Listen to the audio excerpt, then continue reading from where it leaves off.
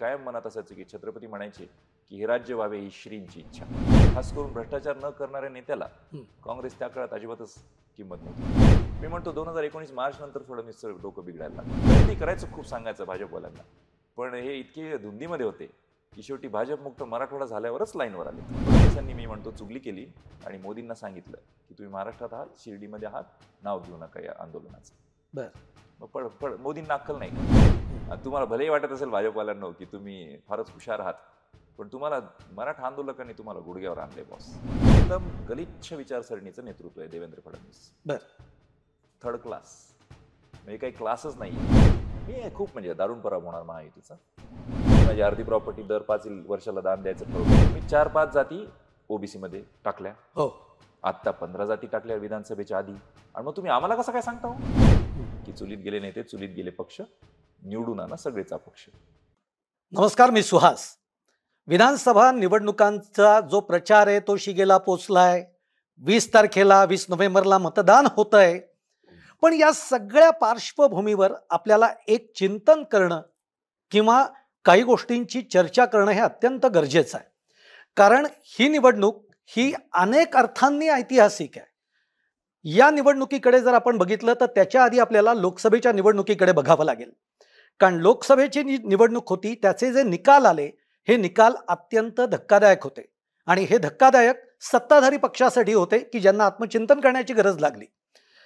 या विधानसभेच्या निवडणुकीला येताना, सामोरं जाताना अनेक पदर आहेत, अनेक त्याला सगळे कंगोरे आहेत. आणि त्याच्यामधला जसा एक संविधानाचा विषय जो होता, जो लोकसभेला सत्ताधाऱ्यांना मारक ठरला, तसाच एक विषय गेले वर्षभर चालू आहे, तो म्हणजे मराठा आरक्षण, जरांगेंचं आंदोलन.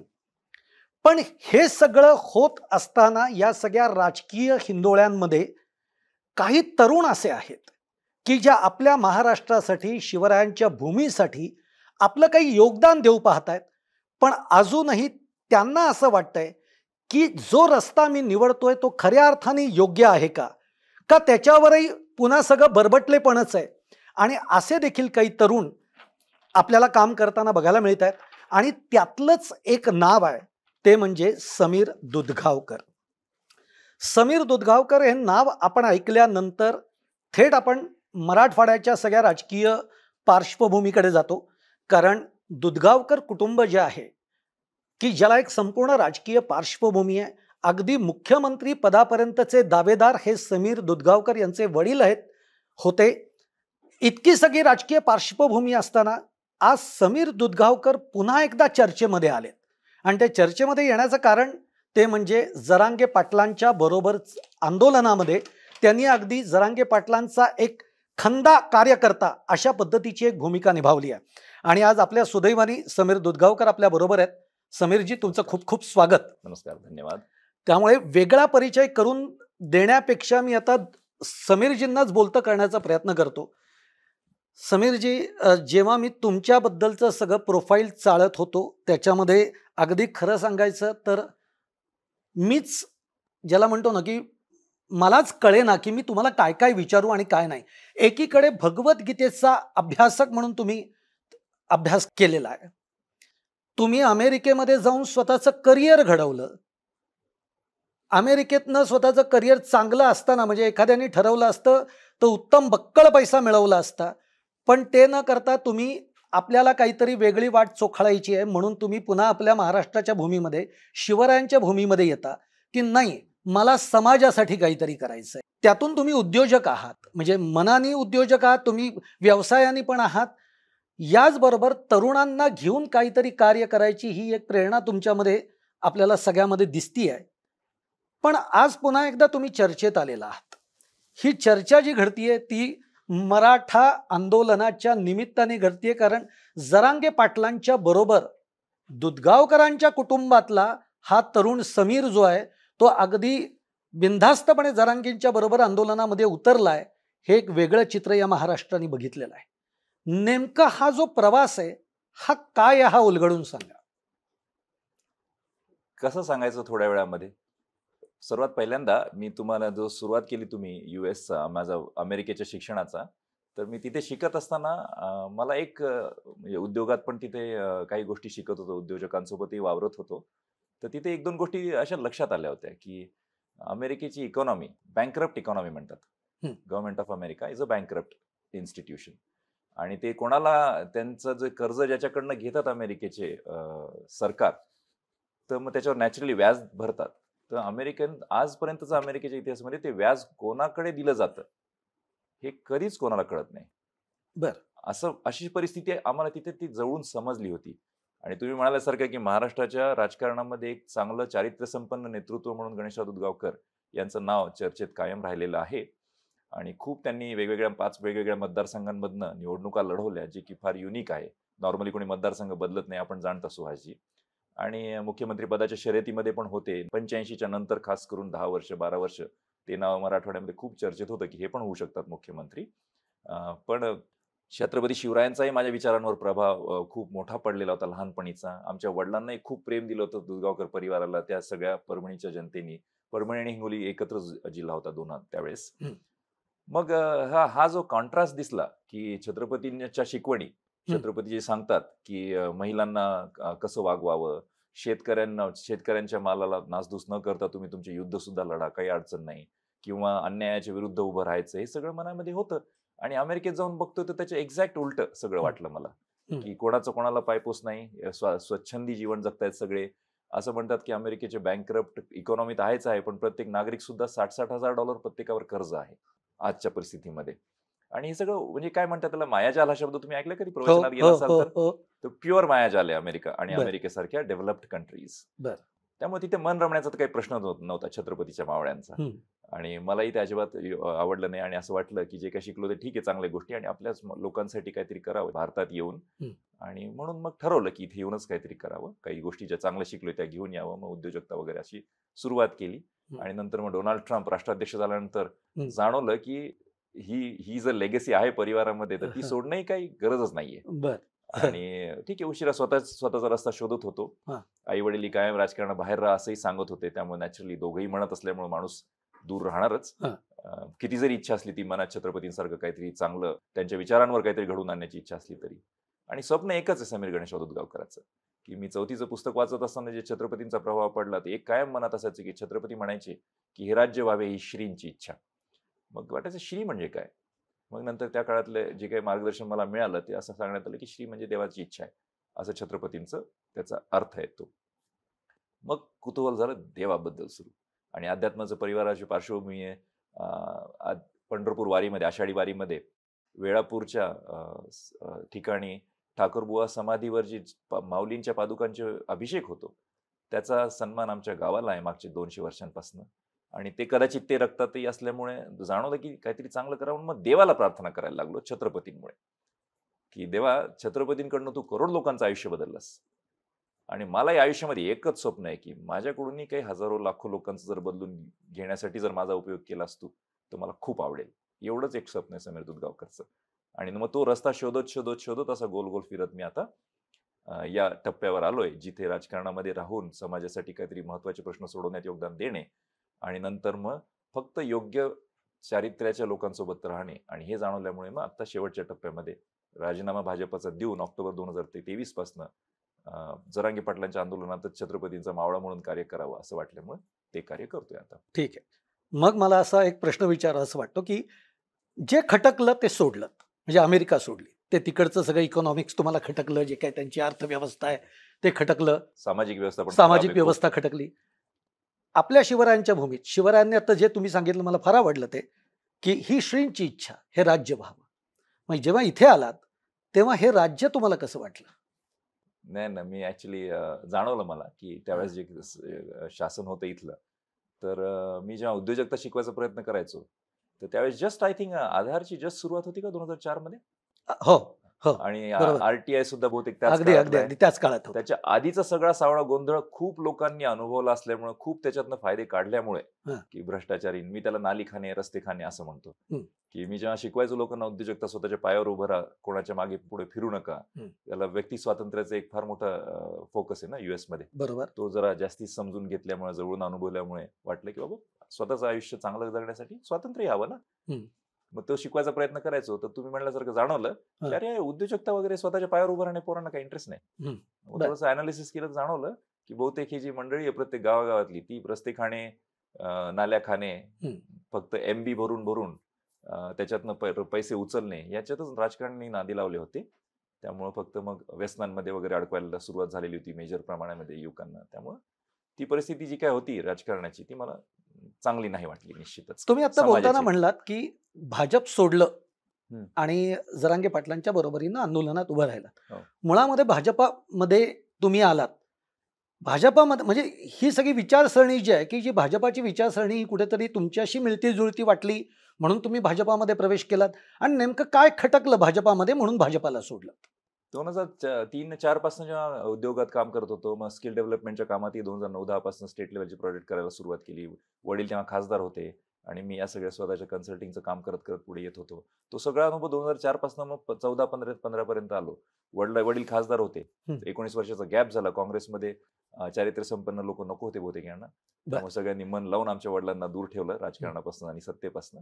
तर मग 2009 मध्ये 19 वर्षांनी पण त्यांच्या कर्तृत्वावर त्यांनी केलेल्या चांगल्या कामांवर खासदार झाले. बरोबर. पण मग त्यांना उद्धव ठाकरे वेळ न देणे वगैरे हा जो प्रकार आहे हां. की सन्मान न ठेवणे हे त्यांना थोडं जास्ती अयोग्य वाटलं. एवढं मोठं जुनं आहे, निश्चित. जुना आमदार राहिलेला माणूस, मंत्री राहिलेला माणूस आणि महाराष्ट्राचं राज्याचे मुख्यमंत्री बदलण्याच्या प्रक्रियेत दोनदा नेतृत्व केलेला माणूस त्यांना म्हणजे असं वेळ न देणे न बोलणे निश्चितच खटकतं आणि सगळे सन्मानपूर्वक जनतेचीच कामं करायची असंच त्यांच्या डोक्यात होतं ना. हं. त्यामुळं ते जाणवलं. मग असं वाटलं की काँग्रेस आणि हे सगळ्यापेक्षा वडील 2014 मधली मोदी लाट सोडून दिली गणेश दुधगावकरांनी. बरं. नाही तर आजपर्यंत परभणीचे खासदार हां. दोन वेळची मोदी लाट 14 आणि 19 हां. आणि आज मग पुन्हा जर समजा जरी त्यांना उद्धव ठाकरेंचं जर योग्य न वागण्यामुळे जे 22 मध्ये सत्ता परिवर्तन झालं एकनाथ शिंदेचं आणि त्या टीमचं म्हणणंच आहे ना हं. उद्धव ठाकरे सन्मान देत नाहीत. हो. तो जो मुद्दा 2014 मध्ये बाबासाहेबांनी हायलाइट केला होता. बरं. तर त्या टीम मध्ये असले असते तर आज मग खूप मोठं कार्य त्यांच्या हातून होऊ शकलं असतं. बरोबर. त्यामुळं राजकारणामधली जी परिस्थिती आहे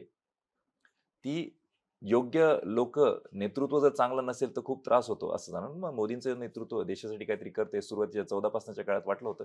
माझी पण इच्छा झालेली होती आणि काँग्रेसचा अनुभव जवळून आला होता की काही चांगल्या खास करून भ्रष्टाचार न करणाऱ्या नेत्याला हं. काँग्रेस त्या काळात अजिबातच किंमत नव्हती देत. बरोबर.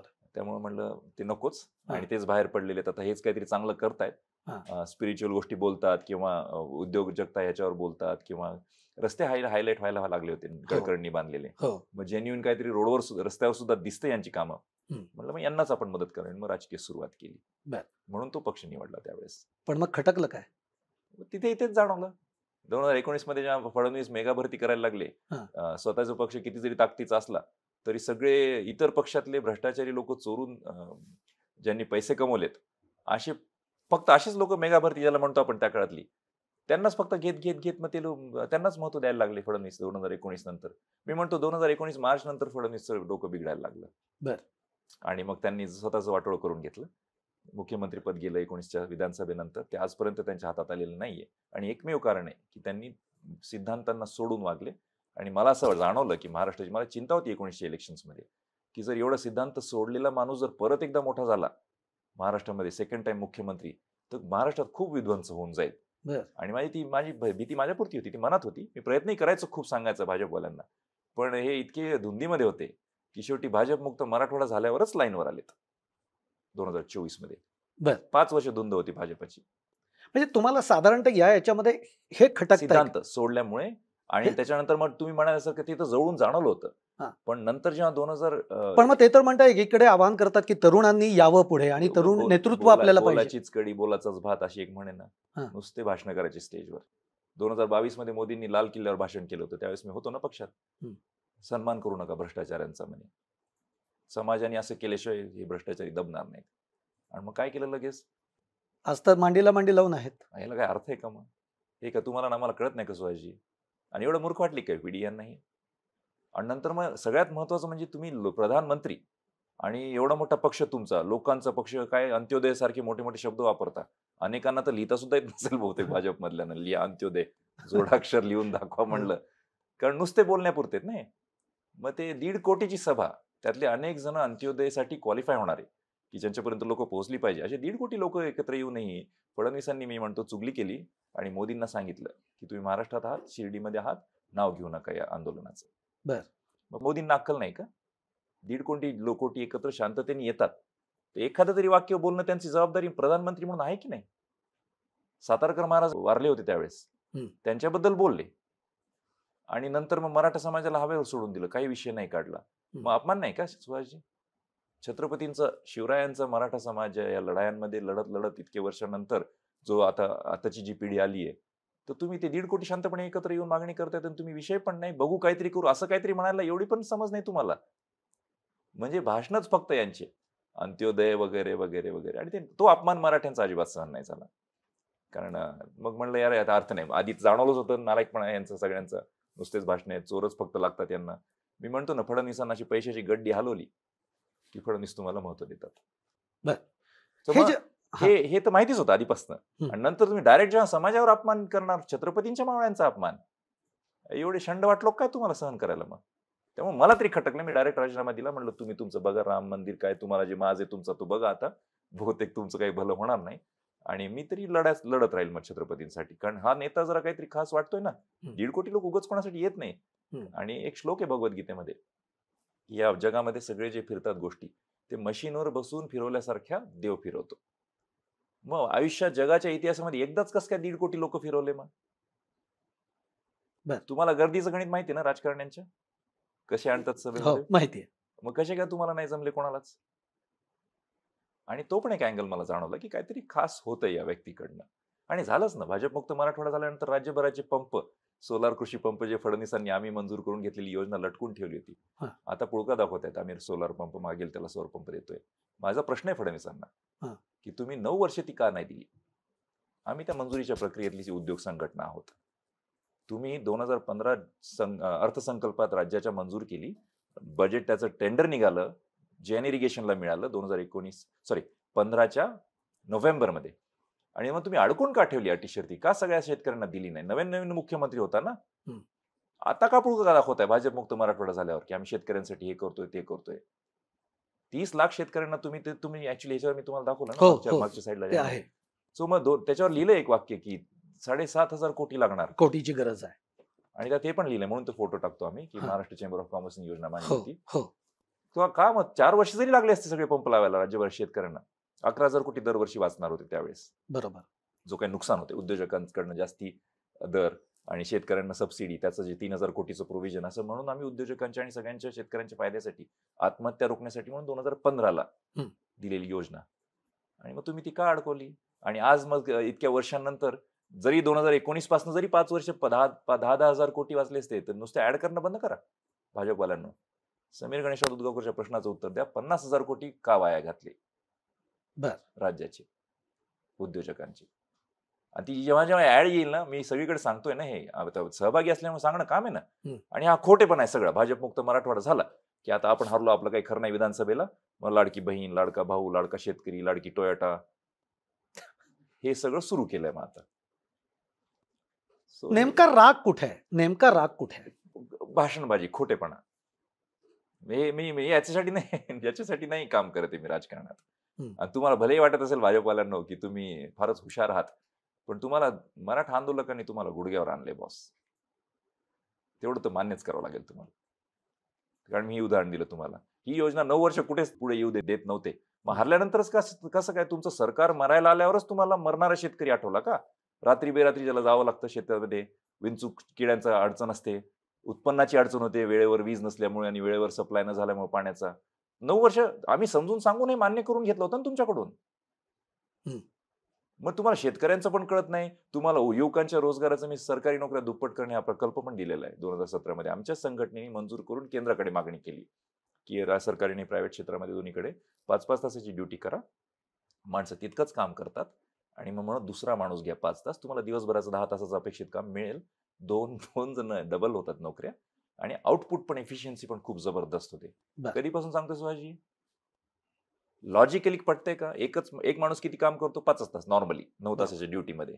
थोडं इकडे तिकडे अडकतात, फोनवर असतात किंवा काही जण मुद्दाम टाळतात, काही जण खरंच काम करू शकत नाहीत फिजिकली, इश्यूज असतात ना हेल्थचे वगैरे वगैरे.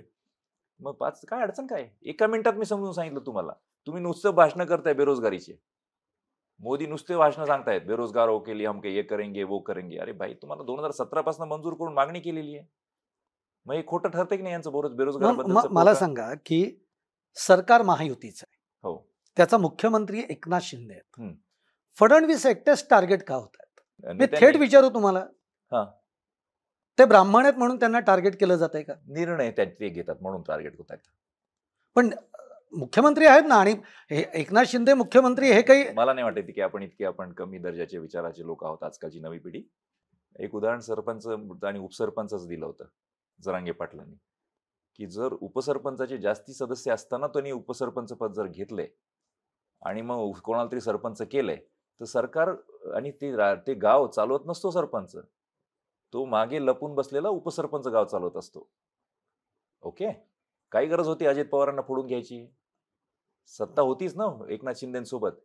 म्हणजे असंही जाणवायला लागलं, जिथे ग्रामीण पातळीवर चर्चा आहे की फडणवीस नाही, त्याच्यामध्ये अनेक पदर आहेत. म्हणजे अजित पवारांना पुन्हा का घ्यायचं वगैरे, याला अनेक पुन्हा पदर आहेत.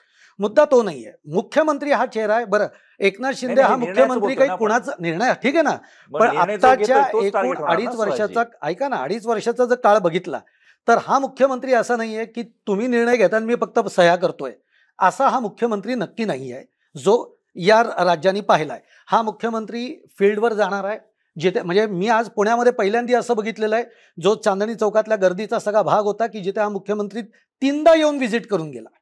म्हणजे हा मुख्यमंत्री काही नुसतं तुम्ही मला सांगाल आणि मी सही करीन असा नाहीये.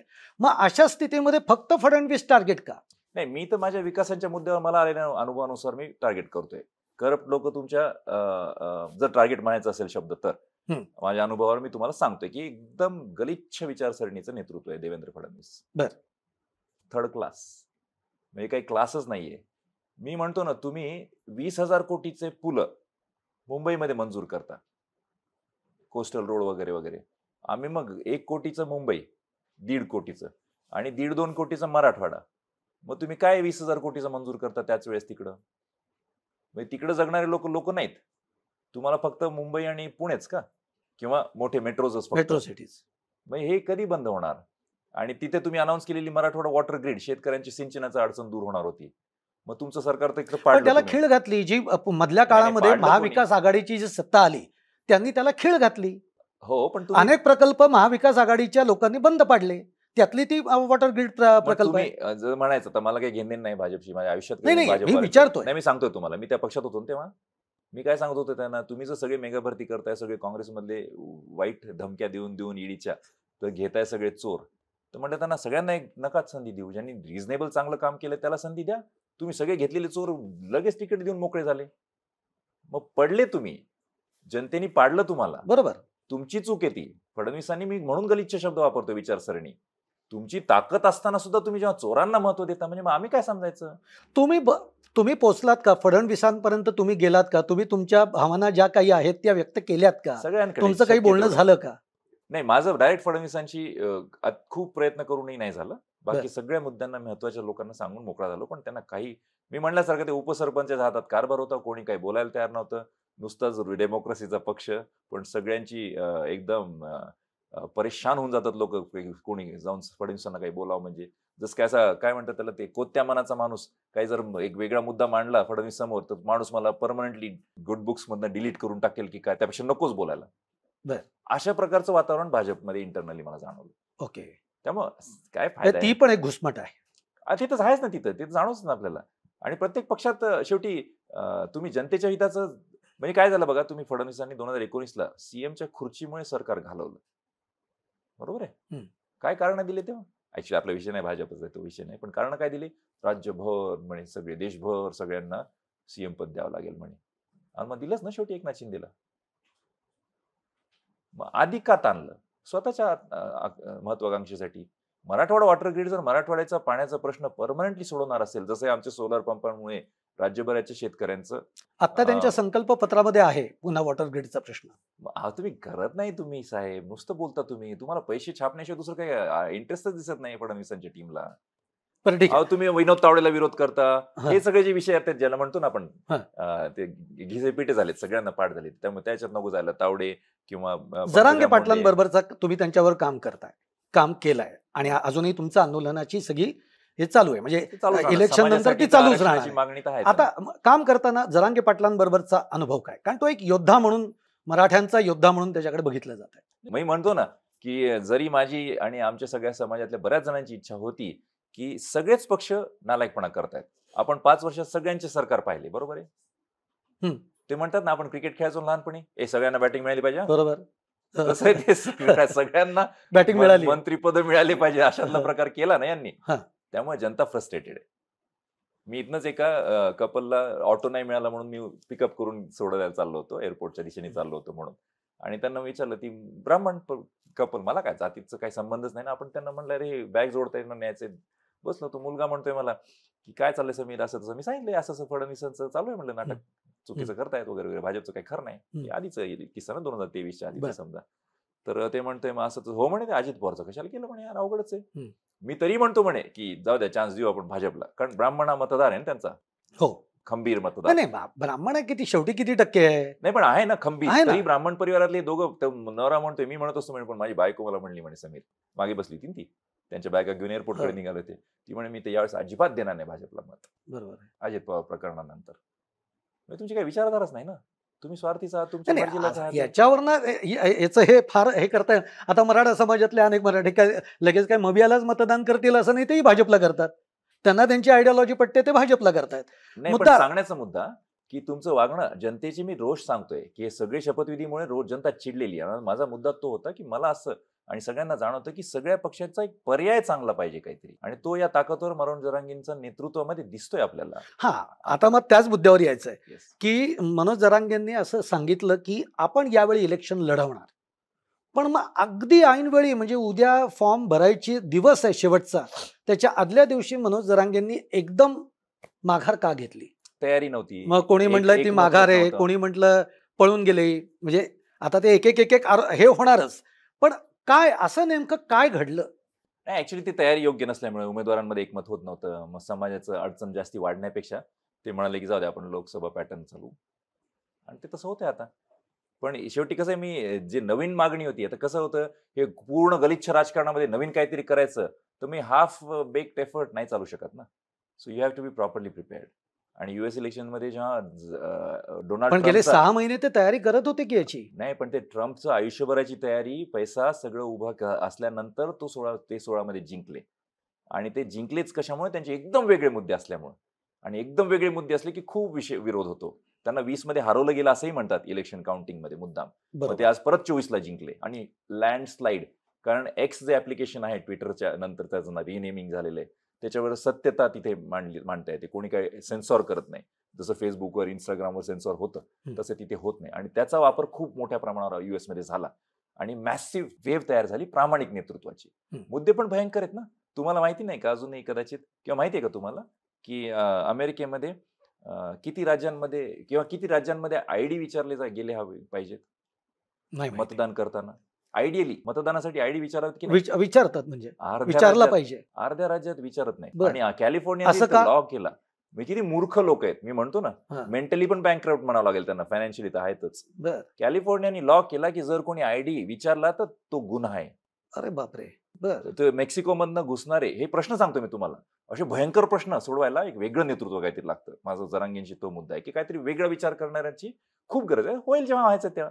पण मी म्हणतो भाजपमुक्त मराठवाडा झाला, तसं आता भाजपमुक्त महाराष्ट्र करायची इच्छा आहे, भाजप मुक्त महाराष्ट्र करण्याची इच्छा आहे. नक्की नक्की. आणि ते आता एकदम काय की मॅसिव्ह लॉस त्यांचा होणं गरजेचं आहे, कारण शेवटी कसं त्याच मुद्द्यावर येणार होतो की तुम्ही अगदी म्हणजे जरांगे असं म्हणतात की याला पाडा त्याला पाडा, म्हणजे ते जे ठरवून सांगतात की भाजपच्या या उमेदवाराला पाडा, किंवा अरे तुरेची जी भाषा येते, ही एक तुमच्यासारखा एक तरुण, त्याच्यानंतर उद्योजक असणारा, आज सगळा गीता आणि याचा अभ्यासक असणारा, कसं बघता? हे पटतंय का तुम्हाला? अहो, गीतेमधला पहिला संदेश आहे, जर घरचा चुकला तर त्याला मारून टाक. सुहासजी, तुम्ही जाणता की भगवद्गीतेची पहिली शिकवण काय? घरचा जो चुकला, घरचा जरी असेल तर त्याला मारून टाक. योग्य मुद्द्यासाठी, बरं, उगाच नाही, जमिनीसाठी नाही हलकटपणा करायचा, हडपायचे नाही, भावकीचे भांडणं बंद करा असे म्हणाले होते जरांगे पाटील. तर ते पण जरा गरजेचं आहे. युनिटी सगळ्याच समाजांमध्ये पण गरजेची आहे. काय मराठा समाज काही सगळे प्रश्न सुटले अशातला प्रकार नाहीये. सेम गोष्ट ब्राह्मणांबद्दल पण तुम्हाला मान्य असणार. माझे अनेक ब्राह्मण मित्र आहेत जे मानवतमध्ये छोटे छोटे घरात राहतात, त्रासामध्ये जाऊन जीवन जगतात, किंवा वंजारी समाज असो का वंजारा समाज असो का मुस्लिम समाज, सगळ्यांच्या अडचणी आहेत. बरोबर आहे, बरोबर आहे. त्यामुळे त्या शिकवणीला आधारावर काहीतरी करत असेल माणूस तर तुम्ही एवढं वाईट वाटण्याचं काही कारण नाही ना. आणि शिव्या तर खाणारच ना तुम्ही. मग एखाद्याला मी जसं बोलावलं, आम्ही चांगल्या प्रोफेशनल भाषेत समीर दुधगावकर तुम्हाला सांगत होता की तुम्ही चांगलं वागा, भाजपवाल्यांना तुम्ही एक पर्याय दिसताय देशाला. आणि आज तुम्ही सरकार पाडलं जवळपास मोदींचं. मग शिव्या खायच्याच लायकीचे आहेत ना भाजपवाले. केंद्रामधलं सरकार आज टेकूवर आहे, हे कोणालाही टेकूवर. सांगायची गरज नाही. बरोबर. ते 2 टेकू सरकले बाजूला की संपला विषय. राम मंदिर बनवल्यानंतर सुद्धा तुमचा इतका दारुण पराभव होतो, याच्यातच तुम्हाला तुमची अक्कल कळायला पाहिजे. आणि म्हणजे इमोशनल मुद्दा बरं. अयोध्येत होतो. अयोध्येत तर होतो, पण मी म्हणतो देशात पण पडलात तुम्ही. म्हणजे तुम्ही शेतकऱ्यांच्या भावांचा प्रश्न नाही सिरियसली घेणार, युवकांच्या बेरोजगारीचा, सरकारी नोकऱ्या दुप्पटचा प्रकल्प, काहीही इन्व्हेस्टमेंट नाही बरं. मी तुम्हाला दुसरा प्रश्न विचारतो सुहासजी, नोकऱ्यांबद्दलचा, बेरोजगारीचा प्रश्न. तो खूप भयंकर आहे. सरकारी गुंतवणूक असो किंवा प्रायव्हेट गुंतवणूक असो, तो एक नोकरी तयार करण्यासाठी किती रुपये लागतात? तुमच्यासाठी मी सोपं करतो आयुष्य. एक नोकरी तयार करण्यासाठी किती रुपयाची इन्व्हेस्टमेंट करावी लागते? नाही, माझं आकलन कमी पडेल. नाही, कधीच नसतो ना कोणाचा. हा. आणि आमच्या टीमनी शोधलंय ते, महाराष्ट्र चेंबर ऑफ बरं. कॉमर्सच्या मुंबईच्या टीमनी. हा. सरळ 60,000 कोटीचा केरळाचा semi high speed electric project, sorry railway project, हा. 60,000 कोटीचा अनाऊन्स झाला. लक्षात ठेवा, जनरली 1 कोटी रुपये लागतात एक नोकरी तयार करायला, बर. जनरली. ओके. तर मग 60,000 कोटीचा प्रोजेक्ट असेल तर किती नोकऱ्या तयार होणार? 60,000. 60,000 कोटी आकड्याच्या भानगडीत जायचं जायचं पाहिजे. नाही. ओके. ते कोटीचं उडून टाकायचं, फक्त तेवढ्या नोकऱ्या होणार. 60,000 नोकऱ्या होणार. सिंपल. हो. तुम्हाला आठवतं यांचे आकडे? हा. निर्मला सीतारामन 2000 बहुतेक कोणतं 22 का 21 वगैरे हो, हो, 19 आत्ताच्या. बजेटच्या बजेटच्या वेळेला. केली. आता तुम्ही यांचे गणित बघायचे. 100 लाख करोड किंवा 100 लाख करोडची गुंतवणूक करणार पुढच्या 5 वर्षामध्ये. ठीक आहे, नोकऱ्याचा विषय नाही काढला तिथे किती होणार. ठीक आहे, पण नंतर 5 वर्षांनी म्हणाले की आमचे ते जे काय 2-3 वर्षांनी ते जे काही मोठे प्रोजेक्ट करायचा इरादा आहे, त्याच्यामधनं 1 कोटी रोजगार तयार होणार. 100 लाख करोड मोठा आकडा वाटतो ऐकायला, पण 1 करोडच्या हिशोबाने किती नोकऱ्या तयार होणार? 100 लाख. बरोबर. सिंपल. 1 करोड मध्ये 1 नोकरी तयार होते साहेब. सरकारी नोकऱ्या दुप्पट करणे, प्रायव्हेट नोकऱ्या दुप्पट करणे, हे जर केलं तुम्ही तर 1 नोकरी तयार करायला किती रुपये लागतात माहितीये का? 1 लाख रुपये.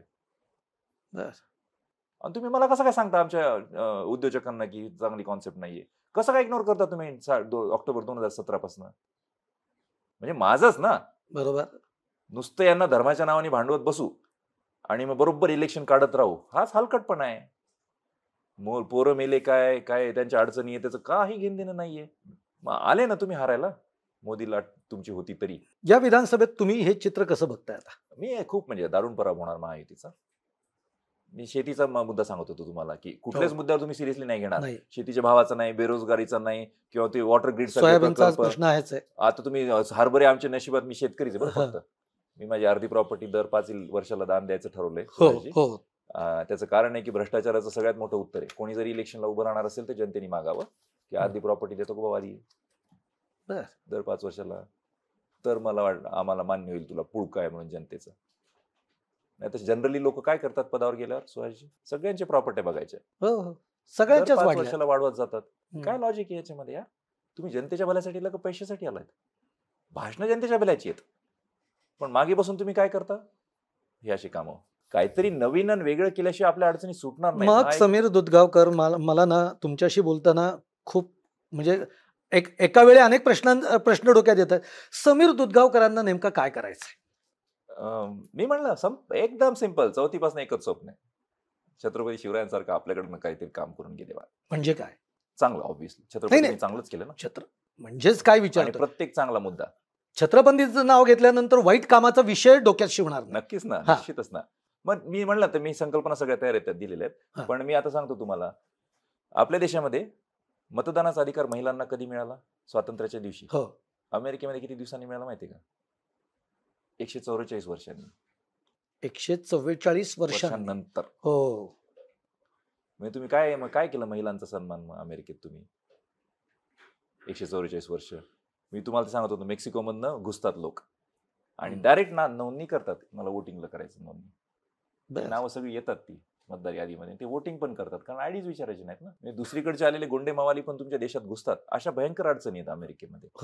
आणि हे जवळ बघतो. आता तुम्ही मला अमेरिकेचा आदर्श देताय का, जिथे व्याज कोणाला देतात हेच माहिती नाहीये? आणि मला गर्व वाटला की, आणि तिथे असं म्हणतात बरं, आमचे मार्गदर्शक म्हणायचे अमेरिकेतले, की जो अमेरिकेमध्ये या कर्ज कोणाला दिलं जातं ह्याच्याबद्दल बोलतो आणि देवाबद्दल बोलतो, त्याचा मर्डर होतो. बर. ओके. आणि मग जाणवायचं की कदाचित त्याच्याचमुळे कोणी बोलत नाही. तिथे आमचेच एक दोन क्रेझी माइंडचे उद्योजक बोलत होते, की जे रिव्होल्युशनरीज मेंटॅलिटी ठेवलेले. आणि नंतर मी एका झेवियर्समध्ये बराक ओबामाला प्रश्न विचारलाय आपल्या विद्यार्थ्यांनी, की सर तुमची रिझर्व्ह बँक ऑफ इंडिया सारखी जी फेडरल रिझर्व्ह आहे ती का ऑडिटेड नाहीये? मग राष्ट्राध्यक्षांनी उडत उडत उत्तर दिली उत्तर काहीतरी. दिली. हां. मग असा जो गोंधळ होऊन बसलाय अमेरिकेचा एवढ्या वर्षांच्या स्वातंत्र्यानंतर, तसा होऊ नये याकरता काय काय महत्वाच्या गोष्टी करणे. महिलांवर अन्याय होऊ नये, महिलांचा अन्याय कोणत्याही युवकावर पण अन्याय होऊ नये, कोणत्या माणसावर पण अन्याय होऊ नये, शेतकऱ्यांना पण लुबाडलं जाऊ नये. आणि पैसे पैसे भगवद्गीतेत एक श्लोक आहे साहेब, 16वा अध्याय 13 ते 15 3 श्लोक आहेत. ते म्हणतात की पैसे पैसे करणारे लोक राक्षसी प्रवृत्तीचे असतात. बरोबर. ओके. आणि त्याचा सारांश येतो, मी ऍक्च्युली बराच श्लोक येतो. हम्म. माझा कोणी दुश्मन नाही राहिला, मी माझा दुश्मन मारून टाकला, असं तसं विचार करणारे लोक राक्षसी प्रवृत्तीचे असतात. आणि आज तुम्ही कोणतेही सरकार बघा जगातलं, कशाबद्दल बोलतं सगळ्यात जास्ती? पैशाच बद्दल. आणि मग हे रतन टाटा वगैरे वारले, आपल्याला फार पुळका दाखवतात तुम्ही. पण रतन टाटा सारखे लोक म्हणायचे की व्हॅल्यूज आणि हॅपीनेसवर फोकस द्या, वेलबिंगवर फोकस द्या. पण नुसतंच हमें बहुत रतन टाटाजी का सन्मान था. अरे कर ना, मग काहीतरी सांगतोय ते. एवढा मोठा उद्योजक माणसाचं पण तुम्ही ऐकत नाही, तुम्ही पैशाचीच भाषा करत राहता आणि नुसते लूटमार करून तुमची मेगा भरती पण करता पक्षामध्ये. आणि नंतर मग नुसते पैशाचे गणित फक्त सांगता आणि होत तर काहीच नाही ग्राउंडवर. कुठे गेला सिंचनाचा प्रकल्प? शेतकऱ्यांचा पुळका आता करता तुम्ही ऍडव्हर्टाईज. तुमच्या अघोरी मुख्यमंत्र्याच्या महत्वाकांक्षेमुळेच तो अडचणीत आलाय ना, बरोबर आहे. आरक्षणाच्या बद्दल बोललं जातं, तो जर विषय काढायचा असेल तर, आणि माझी तर इच्छा काढलाच पाहिजे. तुम्ही या लोकसभेमध्ये आठवत नाही एक्झॅक्टली, आधी का लगेच हरल्या तुम्ही 4-5 जाती ओबीसी मध्ये टाकल्या. हो. आता 15 जाती टाकल्या विधानसभेच्या आधी.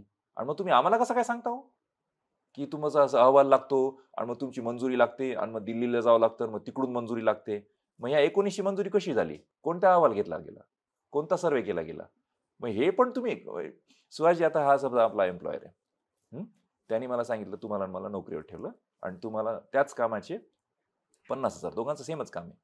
कॅमेरामॅन समजू आपण, समजा उदाहरण म्हणून, इथे तुम्हाला 50,000 देणार आणि मला 1,00,000 देणार. आणि तुम्ही त्याला विचारलं का रे बाबा का कमी देतो? तुम्ही तर काय नाही, सहज म्हणे असंच आहे. तर तुम्ही किती दिवस नोकरी कराल? तुमचं काय मत आहे? नाही, बरोबर नाही करणार मी, हे जास्त दिवस नाही करणार. मग काही दिवसांनी आलेले काय नालायकपणा यार हा. दुसरीकडेच बघतो मी. तसं आम्ही अन्याय नाही सहन करणार ना, आम्ही तर छत्रपतीचे मावळे येतो. तुम्ही एकाला देऊन टाकता आणि आम्हाला कारण देता. सगळीच लोक, आज सगळ्याच पक्षातली लोक असं म्हणतात की ओबीसीतनं आरक्षण देणं शक्य नाही. मग आमच्या पाटलांच्या प्रश्नाचं उत्तर द्या फडणवीस. या 19 जातीचं कोणी मागणी केली होती? म्हणजे काय मराठ्यांना फक्त त्रासच द्यायचा का? पुढची पिढी बर्बादच करायची का? शिक्षणात, नोकऱ्यांमध्ये आणि कुठेच त्यांना दिल्लीपर्यंत जाऊच द्यायचं नाही असं कारस्थान करताय का? आणि छत्रपतींचे मावळे, मला तो पण खूप मुद्दा मेन खटकला होता, हिंदुत्वाचा पक्ष म्हणे. हा, आणि मग हिंदुत्व वाचवलं कोणी? सुहाजी तुमचं काय मत आहे? हिंदुत्व वाचवलं कोणी 400 वर्षांपासून? शिवरायच. मराठ्यांचंच मेजर 90% रोल मराठ्यांचाच. होळकरांचं पण आहे, सगळं मान्य आहे आपल्याला. पण तो जो समूह होता त्यांचं नेतृत्व कोणाकडे होतं? मराठ्यांकडे. तर मग तुम्ही डायरेक्ट हिंदुत्व वाचवणाऱ्या मराठ्यांचाच डायरेक्ट अपमान करता आणि मग हिंदुत्वाचा पक्ष म्हणून घेता. नाहीये का विरोधाभास? पण मग आज जरांगेंच्या व्यासपीठावर मुस्लिम एक नेता बोलवावा लागतो. ज्या शिवरायांनी मुस्लिमांच्या, म्हणजे आपण मुघलांच्या विरोधामध्ये लढाई केली, ज्या विचारांनी तुम्ही ही सगळं आरक्षणाचं प्रेरित झालेला आहात, आता तुम्ही अनेकदा शिवरायांचं नाव तोंडामध्ये घेताय. मग अशा वेळी जरांगेंच्या व्यासपीठावर तो मुस्लिम नेता का लागतो तुम्हाला? नाही, ती इलेक्शनची तयारी. मग याचा अर्थ मग हा शिवरायांचा अपमान, विचारांचा अपमान नाही का? कसं सुहाजी? आज शिवराय आयुष्यभर जे लढले, 100% मुसलमानांच्या विरोधात लढले ना. 100% मुसलमानांच्या विरोधात होते का? नाही, 100% पॉप्युलेशन ऑफ द मुसलमान्स. आता 100% जो काय होतं त्या सगळ्यांच्या विरोधात लढले शिवरायांचे. नाही, संपला विषय तिथेच मग. हो, पण मग जो व्यासपीठावर जे मुस्लिम नेते होते त्यांची बॅकग्राऊंड काय होती ती चेक केली का? म्हणूनच तर कदाचित तुम्ही समजून घ्या ना की नेता आमचा, ज्याला मी मानतो की ज्यांनी समाजामध्ये भांडणं होऊ नये, असं काहीतरी जर चुका होत आहेत त्याच्याबद्दल फीडबॅक घेतल्यानंतर त्यांना कदाचित वाटलं असेल ना की आपण आता काही नको करायला. ते त्यांनाच माहिती, ते म्हणजे त्यांना. पण ही गरज का पडली जेव्हा तुम्ही देत नाही, एवढा मोठा समाज जेव्हा आहे? तुम्ही देत नाही ना आरक्षण. आरक्षणाची लढाई आहे ना. आम्ही काय गंमत करतोय काय? आम्हाला उगाच गोंधळ घालायचा काय? उगाच पळवायचे का काय लोक? हे बघा, ज्या तुम्ही ऍक्च्युली स्वतःच द्यायला पाहिजे होतं कुणबे प्रमाणपत्र. कारण कुणबट तुकाराम महाराजांपासून श्लोक आपल्याला सगळेच माहिती आहे. मी ते सांगायची गरज नाही, सगळ्यांना आता पाठ झाले. तुम्ही का नाही म्हणताय? पण मी म्हणल्यासारखं मग तुम्ही द्या ना, तुम्हाला काय अडचण होणारच नाही. आणि मुसलमानांचा जेव्हा विषय येतो तेव्हा छत्रपतींच्या गावागावात सुद्धा मुसलमान हो होते. हो मग होते. काय आपण काय कापत सुटलो आणि काय त्यांना? सन्मानाने राहिलेले आहेत. आणि म्हणजे कापत सुटलो का आपण त्यांना? नाही. मग त्याच्यामुळे तुम्ही ती पद्धत करायची असं म्हणायला हरकत नाही ना.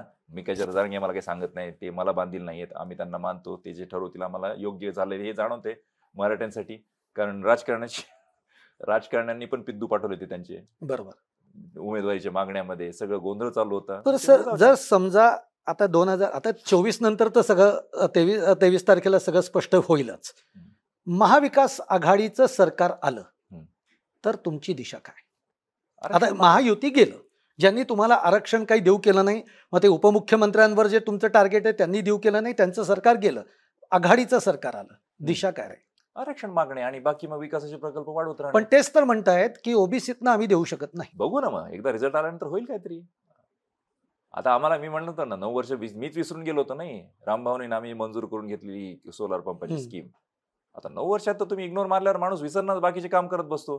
ती भाजपमुक्त मराठवाडा केल्यानंतर अचानक बाहेर आली ती. मग आम्हाला जाणवलं, अरे हे तर आपलंच चालू होतं. आता आठवले त्यांना मरणारे शेतकरी सरकार मरायला आल्यावर. टोयोटा कंपनी शिक्षण संस्था पळून नेली फडणवीसने 2015 मध्ये IIM नागपूरला. खोटं बोलून पळून नेली. त्याच संघटनेला खोटं बोलले जी मागत होती. टोयोटाकडे जाऊनही आले. आणि नंतर मग आता कसं काय तुम्हाला पुळका आला? ती संघटना खूपच चांगली म्हणे उद्योजकांची. ऐका ना तुम्ही ते टोयोटा डिक्लेअर करताना फडणवीसचे खोटे वाक्य. हो. आणि मग ते खूपच छान कंपनीचं काम आहे म्हणे संघटनेचं. आणि त्यांनी मागितली ती खूपदा जपानला जाऊन आले म्हणे. आणि आम्हाला असं ठरलं की मग आता मराठवाड्यात द्यायची. ठरवलं नाही फडणवीस तुम्ही, मराठ्यांनी तुला जबरदस्ती भाग पाडले. तुझे सगळे आमदार करायची भीक मागायला आले होते तुला की आमचं काही खरं नाही विधानसभेत, आम्हाला काहीतरी मोठे प्रोजेक्ट द्या. आणि मग ते गपचूप सोलार पंप राज्यभराच्या शेतकऱ्यांसाठी, ते मराठा आंदोलनाचा परिणाम. मी काहीतरी एकाचा व्हिडिओ ऐकत होतो. काय नेमकं मिळवलं मराठा आरक्षणाने? ओ हिरो, ऐकत असाल तर ऐका. मराठा आरक्षण आंदोलनामुळे, भाजपमुक्त मराठवाडा झाल्यामुळे राज्यभराच्या शेतकऱ्यांना सोलार कृषी पंप मिळालेत. त्यांना भाग पाडला अशा योजना मेन स्ट्रीम मध्ये आणण्यासाठी टोयोटा कंपनी मराठवाड्यामध्ये आली, जी नागपूरमध्ये IIM पळून नेणाऱ्या फडणवीसनी पळून नेली असती परत टोयोटा कंपनी नागपूरला. मराठवाडा पण आहे ना मागास, विदर्भ पण मागास आहे. तोच मुद्द्यावर आम्ही IIM मागितली होती. तुमचं मत काय सोयाजी? IIM शिक्षण संस्था जास्ती फायद्याची असते एखाद्या एरियाला इमिजिएट फायद्यासाठी का मोठी कंपनी?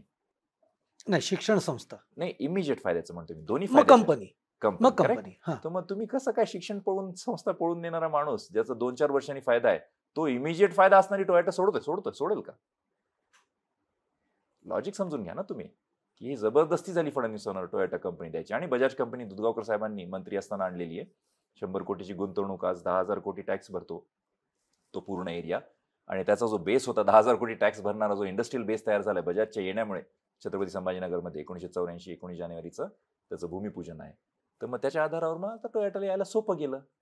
त्यामुळे आम्ही असं म्हणतो सगळेजण की 2 मराठ्यांमुळे औद्योगिक क्रांती होतीये मराठवाड्यात. बरं.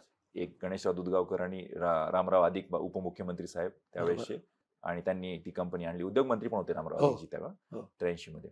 आणि 84ला झालं ती सुरुवात. आणि त्याच्या आधारावर 40 वर्षाच्या डेव्हलपमेंट नंतर मराठ्यांच्याच आंदोलनामुळे, मनोज जरांगेंमुळे फडणवीसांना गुडघे टेकावे लागले आणि टोयोटा कंपनी डिक्लेअर झाली.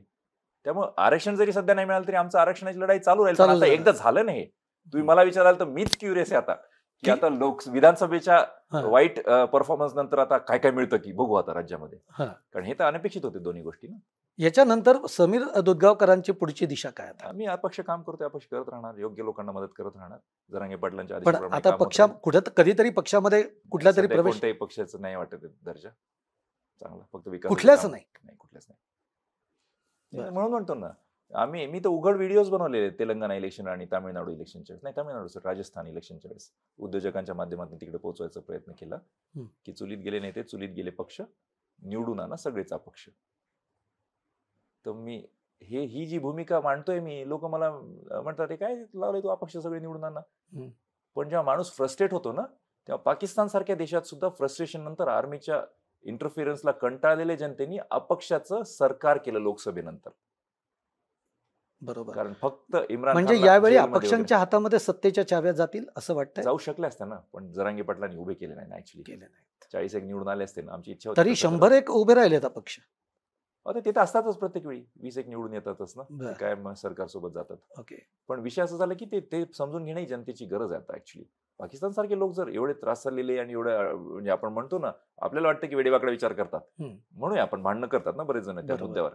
हा. तर मग ते पण जर समजून घेतात की एकदा यांची जिरवायची आर्मीवाल्यांची सगळ्यांची, अपक्ष सरकार लोकसभेचं निवडून देतात, हा. तर आता आपल्या महाराष्ट्राच्या जनतेने पण माझी विनंती समजून घ्यावी की एकदा काहीतरी झटका देणं देणं गरजेचं आहे. गरजेचं आहे. आणि तुम्हाला ते परिस्थिती आलीच होती, पण आता ठीक आहे, बघू आता जसं जेव्हा समजेल तेव्हा जरांगे पाटील करतील किंवा काहीतरी क्रांती तर होणार बघा. तिथं होणार. बरोबर आहे. हे श्रीलंकेला जे झाली ना क्रांती, हा. बहुतेक जर जास्ती मास दाखवला येणाऱ्या सरकारने तुमच्या प्रश्नाचं उत्तर, हा. तर तिथं घुसून बहुतेक हाकलून लावतील आणि फोटो काढतील सगळे लोक सीएम चेअरवर. बर. कारण बेरोजगार परेशान आहेत. तुम्हाला मेन प्रश्न माहिती आहे का, प्रत्येक गावामध्ये लग्नाच्या वयाचे पण लग्न होत नसलेली मुलं किती आहेत माहिती आहेत का? लग्न होत नसलेली हा, स्थळ नाही, येत खूप नाहीत. हो खूप संख्या आहे ती. मग तो छोटा प्रश्न आहे का तो? नाही नाही, आहे की नाही? गंभीर serious issue? प्रश्न आहे तो. तो ऍक्च्युली मला वाटतं ते कोणती तरी गाडी होती ना, लोकसभेचे मी उमेदवार होतो ना, हा, हा. माझा मुद्दा होता, म्हणलं या मुद्द्यासाठी नोकरीसाठी गरजेचं आहे ना. आणि ज्याला सरकारी नोकरी असते त्याच्या लग्नात अडचण येते का सुहासजी? नाही येत. अजिबात येत नाही बघा. नाही. तुमचा रिस्पॉन्स बघा, 100% माहिती आहे सगळ्यांना. हो, हो. मग हे जर इमिजिएट लग्न व्हायचे असतील यांचे ना, तर ते महत्वाचं आहे ऍक्च्युली सरकारी नोकऱ्या दुप्पट करणे, जेणेकरून ते 5-50 जणांचे तरी प्रश्न मिटेल प्रत्येक गावाला. कारण डबल झाल्या म्हणजे खूप होतो ना बरोबर संख्या आहे, ती. बरोबर त्या आहे. त्या जिल्ह्यांमधली, त्या मोठ्या मोठ्या गावांमधली.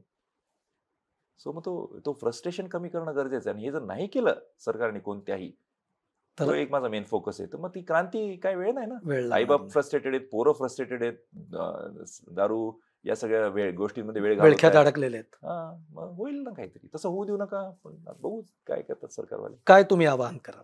शेवटच्या ह्याच्यावर येतो. आपल्या म्हणजे सगळी मुलाखत चालूच आहे. तुम्ही काय आवाहन कराल या महाराष्ट्र म्हणून? एक सिंपलचं आव्हान आहे की पैशावरचं प्रेम कमी केलं पाहिजे सगळ्यांनी आणि माणुसकीवर आणि चांगल्या गोष्टींवर लक्ष केलं पाहिजे.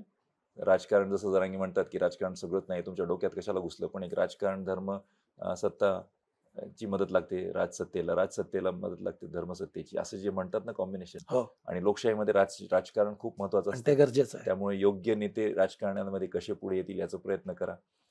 मी जसं अपक्ष विजय भांबळेंना मदत करतोय, शरद पवार गटाचे नेते जिंतूरमध्ये, त्यांनी विमा चोरी केलेल्या बोर्डीकर सारख्या बदनाम नावाला 20 वर्ष झगडा करत करत त्यांनी ते जेरीस आणून त्यांना मागच्या वेळेस एकदा हरवले होतं, चांगलं कामही केलं होतं. तर मग अपक्ष म्हणून मला जाणवतं की अशा चांगल्या लोकांना मदत केलीच पाहिजे. नाही तर ते भयंकर मोठं म्हणजे एकदम बदनाम नाव आहे बोर्डीकर. फक्त त्यांचे पैसे बघून लोक त्यांना सन्मान देतात. आणि मी का जाणतो हे सगळं जवळून, कारण माझ्याच वडिलांना धोका देऊन ते मोठे झालेले आहेत. सुरेश वरपुडकर दुसरा माणूस. मी परभणी मध्यवर्ती बँकेच्या याच्यामध्ये ईडीची कंप्लेंट केली.